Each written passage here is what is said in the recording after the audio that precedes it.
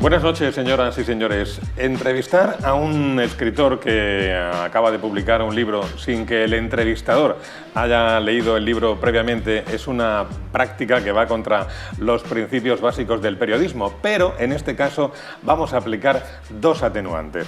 Una, que el libro apenas lleva una semana en el mercado, en la calle, y la otra es que en este caso el entrevistador conoce, aunque no tan bien como el autor, la temática sobre la que versa el libro. Saludamos a Manolo Ponce, escritor, periodista, compañero. Manolo, buenas noches. Buenas noches, Pepe. Bueno, Manolo y yo comenzamos nuestra andadura profesional prácticamente al mismo tiempo, a finales de los años 80. Lo que pasa que mientras que él se inclinó por el periodismo serio, otros nos inclinamos por los micrófonos de los 40 principales, pero bueno, así tiene que ser la vida, tiene que haber de todo.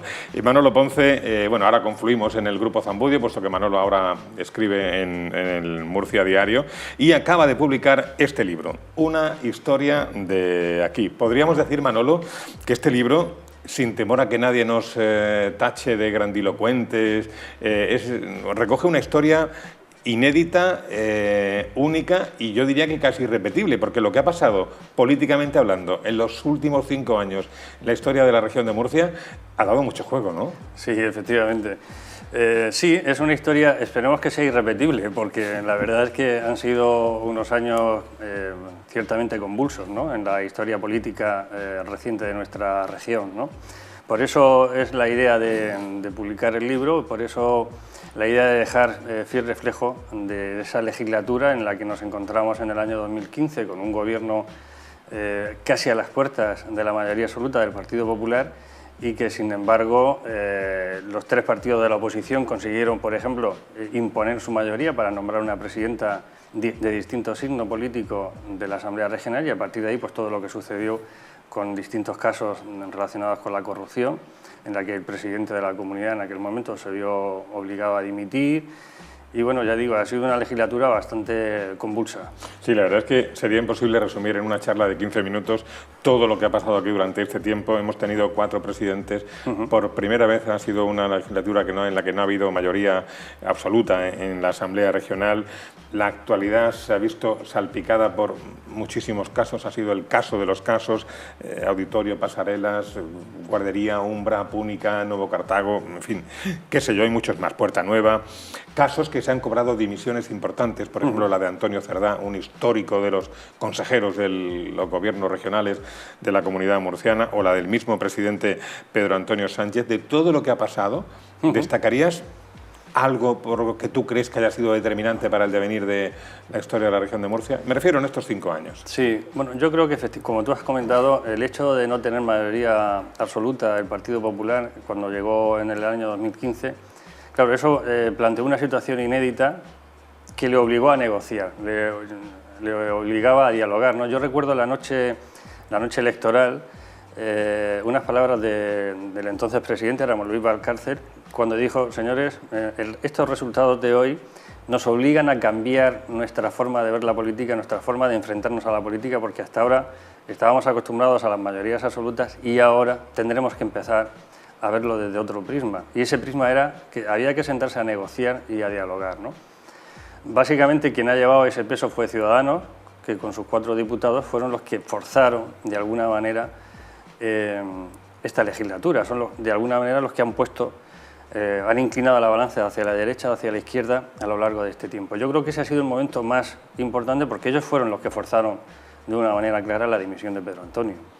La dimisión de Pedro Antonio es un tema que tiene un tratamiento especial, lógicamente, en el libro. Yo no sé tú lo que opinas, Manolo, pero quizá Pedro Antonio Sánchez debió haber dado antes un paso al lado y hubiera evitado parte del desgaste, de la erosión que a cualquier persona, a él y a cualquiera, le provoca pasar por este trance judicial en el que estaba. Y digo estaba porque su situación ya no es la misma que era en aquel momento, aunque tenga todavía algún asunto pendiente por resolver. ¿Crees que si yo le hubiera dado un paso al lado antes, se hubiera evitado parte de ese desgaste político y personal?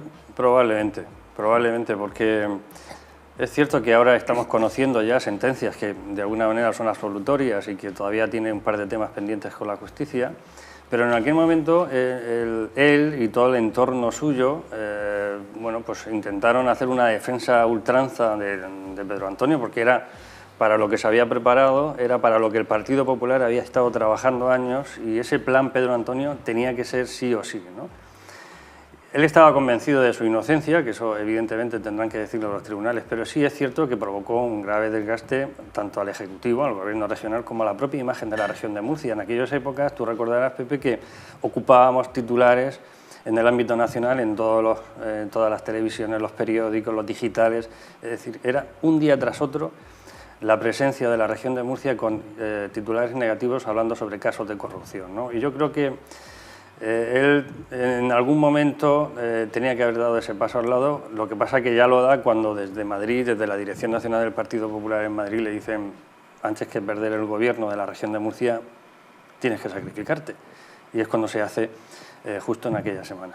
Y con este compendio de aconteceres políticos que recoge el libro, y también con tu perspectiva profesional como periodista, ¿tú crees que ha sido un periodo, esos 5 años, un periodo fructífero en la región de Murcia, un periodo de transición o un periodo perdido? ¿Cómo lo ves? Bueno, si analizamos, si partimos por la mitad de la legislatura, los primeros 2 años yo creo que fueron nefastos y que prácticamente se perdieron en lo que a gestión, ya a dirección política y a dirección institucional, ¿no?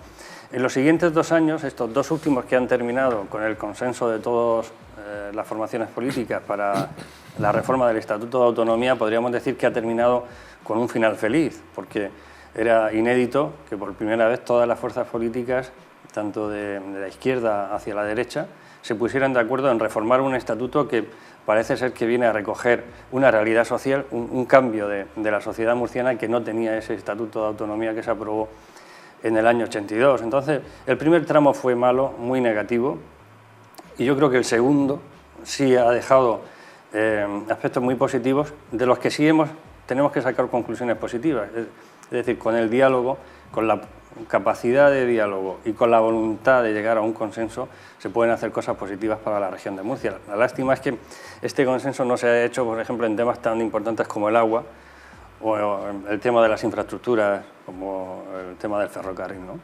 Como no podía ser de otra forma, le dedicas al libro también unas páginas al tema del aeropuerto, sí, al que tú ya denominas en el libro Aeropuerto Juan de la Cierva, cuando realmente la autorización para poner ese nombre llegó el otro día, cuando el libro ya estaba en la calle. Una de dos: o tú tenías información privilegiada o ya presumías que eso iba a ser así, sí o sí. Sí, bueno, había un interés de la propia comunidad autónoma y de los propios herederos de Juan de la Cierva de que el aeropuerto efectivamente se llamara Juan de la Cierva, ¿no? Y es verdad que en aquel momento había cierta resistencia del Gobierno central, del Ministerio de Fomento, de ponerle ese nombre, porque no sé por qué extraña razón relacionan a Juan de la Cierva con la época de la pre-guerra civil, con el alzamiento nacional, etcétera. Entonces pensaban que por aquello de la memoria histórica no tenía sentido que llevara su nombre, ¿no? Pero yo estaba convencido que al final lo iba a llevar, por eso me adelanté a ponerlo en el libro. No sé si estarás de acuerdo conmigo, pero a la hora de narrar la crónica política de un territorio es muy difícil ser objetivo, o que el autor se sustraiga a sus propias opiniones personales. Pero se puede ser honesto contando una historia. Tú, en tu caso, ¿cómo lo has hecho? ¿Cómo lo has trabajado el libro? Bueno, resulta complicado, sobre todo, escribir un libro donde los protagonistas están vivos, donde los protagonistas, además, prácticamente te los cruzas por la calle con mucha frecuencia. Que los conoces y casi que son amigos. Casi. Efectivamente, con lo cual siempre, porque los periodistas tenemos tendencia a escribir cosas sobre algo que ya ha pasado, o incluso generalmente los libros de política habla de hechos sucedidos hace pues un siglo. Entonces, difícil es hacerlo con una historia tan contemporánea. Yo me he enfrentado a él con toda la honestidad del mundo y con toda la sinceridad. No es un libro acusatorio contra nadie, tampoco es culpatorio. Es un libro que describe una serie de hechos en los que efectivamente hay una opinión personal, una visión muy personal de cómo yo lo he vivido, pero que intento que sea un análisis lo más fiel, lo más honesto posible a los hechos. Y has estado, como se suele decir coloquialmente, a pespunte en la Asamblea Regional, miércoles tras miércoles, pleno tras pleno, semana tras semana, ¿verdad? Sí, había que estar muy pegado a la tierra y había que estar en el Parlamento regional, había que vivir esos debates, esos plenos, había que estar en los pasillos para hablar con los diputados, es decir, había que palpar mucho, pulsar mucho el ambiente y tener ciertas conversaciones, ciertas confidencias que luego han servido pues, para aderezar un poco más el libro. El libro termina de una forma totalmente abierta, por cuanto la incertidumbre de lo que va a pasar en las próximas semanas es absoluta. Yo no sé si debieras haber esperado un poco y haber metido por lo menos los resultados del día 26 de mayo. En todo caso, de lo que estoy seguro de que por la cabeza te estará rondando la idea de un nuevo volumen, de una nueva edición, porque va a haber temas, sí. creo yo. Sí, efectivamente, había una duda, era esperar hasta después del verano, que es cuando podrá formarse un gobierno, si finalmente se dan... O sea, que te lo planteaste, yo te lo he dicho en broma, sí, pero te lo planteaste en serio. Hace una especie de una historia de aquí 2, o un anexo, en el que cerremos ya el círculo completo con los resultados de las generales y las del próximo 26 de mayo, ¿no? Porque la verdad es que ahora era la oportunidad de sacar esta reflexión, ¿no? Porque ahora la palabra la tienen los ciudadanos y por lo tanto son ellos los que van a decidir, pero sí era bueno poner encima de la mesa, refrescar un poco la memoria. Desde luego los chavales y las chavalas que en 2014 decidieran iniciar su carrera de ciencias políticas han hecho una carrera con prácticas incluidas porque han conocido todas las figuras políticas que se pueden dar, dimisiones, ceses, en fin, yo creo que mociones de censura. Mociones de censura. Yo creo que es la generación de politólogos, murcianos en este caso, mejor formada de la historia. Sí, sí, porque además, no solamente ya en la región, porque hemos tenido la abdicación de un rey, que era una cosa imprevisible en principio, hemos tenido un golpe a la democracia en Cataluña, hemos tenido una experiencia rarísima dentro del propio Partido Socialista, con esa salida de Pedro Sánchez tan abrupta de la Secretaría General, y luego vuelve, presenta una moción de censura, que es la primera que se gana en la historia democrática de nuestro país, ¿no? Y si lo trasladamos a la región, evidentemente ha sido exactamente lo mismo, ¿no? Es decir, yo creo que son 4 años que para los políticos, politólogos y periodistas han sido muy interesantes. Es pronto todavía para preguntar esto, porque solamente han pasado unos días desde la presentación, pero la acogida inicialmente parece que ha sido buena, Manolo. El día de la presentación lo podemos calificar sin temor de ser presuntuosos de que fue un éxito. Te acompañaron los 4 portavoces parlamentarios, además de otras autoridades, el delegado del Gobierno, el consejero de Presidencia, había representantes de la Cámara de Comercio, en fin, un montón. El aula de las Claras estaba completamente llena. Aunque han pasado pocos días, pero inicialmente parece que la acogida ha sido buena. Sí, ¿verdad? Sí, de momento todo lo que te va llegando un poco, porque efectivamente hace muy poquito tiempo, y es un libro que tiene 564 páginas, es decir, que es un libro que hay que echarle su tiempo, aunque yo creo que es cómodo y rápido de leer, pero las sensaciones que me han llegado, los comentarios, es que era un libro necesario, me ha dicho alguna gente, bueno, no porque lo haya escrito yo, evidentemente, lo podía haber escrito cualquier otro compañero, y sobre todo porque recuerdo que me decía Tomás Zamora, el antiguo presidente de la CROEN, y estaba también ahí en la presentación, de Proyecto Hombre, me decía, Manolo, es que es un libro en el que a mí, que ya me va fallando un poco la memoria, lo tengo como para ir subrayando algunas cosas, ¿no? Porque es verdad, es casi como una crónica diaria, lo que pasa que al final había que cortarlo de alguna manera porque no podíamos hacer un periódico, no podíamos hacer un diario. Entonces había que cortarlo en un momento, por eso esta fecha. Pero las sensaciones son muy buenas y por lo tanto yo espero que la gente pueda disfrutar con él. Entre los asistentes estaba el expresidente Alberto Garre, que si bien tuvo una presidencia corta, muy corta, pero es un elemento clave también en estos 5 años. Hoy por hoy, según las encuestas, sigue siendo uno de los líderes políticos más valorados en la región. Eso hay que tenerlo en cuenta, ¿eh? Sí, sí, eso era una de las cosas que más le cabreaba cuando desde el Partido Popular le decían, Alberto, tu mandato es interino, tienes que dejar paso a Pedro Antonio. Y yo le decía, pero ¿cómo? Si yo soy el político murciano mejor valorado, ¿no? Y hoy lo sigue siendo. Pues sí, efectivamente, estuvo allí y ahora lidera otra formación política como es Somos Región, que vamos a ver qué evolución tiene en las urnas. Una historia de aquí ha sido publicado, Manolo, por La Fea Burguesía Ediciones. Yo no creo que hayas elegido la editorial por el nombre para buscar una vinculación con los protagonistas del libro, ¿no? No, la verdad es que tengo que estar muy agradecidos a La Fea Burguesía porque es una editorial de aquí con 3 personas maravillosas que son Paco López Mengual, Fernando Fernández García y Paco Marín y Fernando Fernández. Y la verdad es que cuando yo les mandé el texto, el manuscrito, y pensando que, bueno, igual me decían que era un poco arriesgado, ¿no? Porque ellos no suelen tocar historias tan contemporáneas. De hecho, es el primer libro que editan de temas así políticos y de actualidad. Exactamente. Pero la verdad es que la respuesta fue positiva. Me dijeron, Manolo, vamos a publicarlo, adelante. Y la verdad es que estoy muy contento porque además han hecho una edición muy bonita, está bien tratada el diseño y la maquetación del libro, con lo cual estoy muy contento.